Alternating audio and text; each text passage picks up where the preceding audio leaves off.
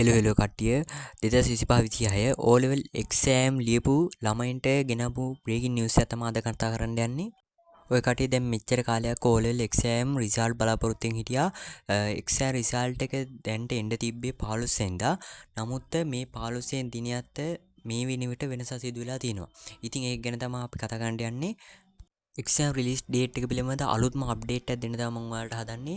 ඒක මම පෙන්නන්නේ රජයේ ගැසට් නිකුත් කරන සයිට් එකකින්. මේකේ සාමාන්‍ය අප්ලෝඩ් කරන්නේ සත්‍ය තොරතුරු. අපි ගිහින් බලමු ඒකේ සඳහන් කරලා තියෙන්නේ මොනවද කියලා. ඉස්සෙල්ලාම පේජ් එක ට්‍රාන්ස්ලේට් කරගන්නවා සිංහලයට. මේකේ පල්ලෙහාට ගිහලා බලමු අපි මොනවද විභාගයේ රිසල්ට් පිළිබඳව සඳහන් කරලා තියෙන්නේ.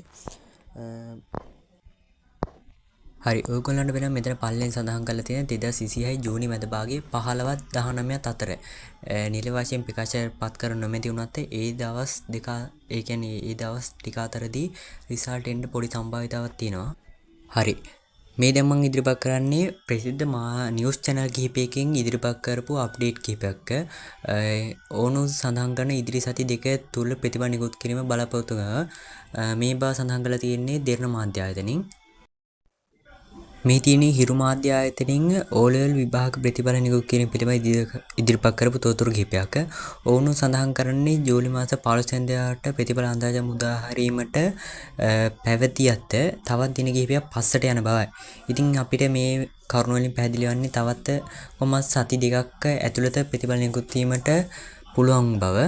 ඉදිරි දින කිහිපය තුළදී මට O level exam result කරන නිශ්චිත දිනයක් පිළිබඳ තොරතුරු ලැබුණොත් අනිවාර්යෙන් මම channel එකේදී වීඩියෝ එක ඔයාලා වෙනුවෙන් ගේන්නම්. ඒ නිසා අනිවාර්යෙන් channel එක subscribe කරලා notification all දාලා තියන්න. වීඩියෝ දාපු ගමන් වීඩියෝ ළඟට ගෙන්න ගන්න. ඒ වගේම වීඩියෝ එක හැමෝටම බලන්න පුළුවන් share කරන්න. ඒ වගේම අනිවාර්යෙන් වීඩියෝ එක ගැන comment එකක් දාන්න. ඔයාලගේ අදහසුත් දාන්න O level exam result නිකුත් කිරීම පිළිබඳව.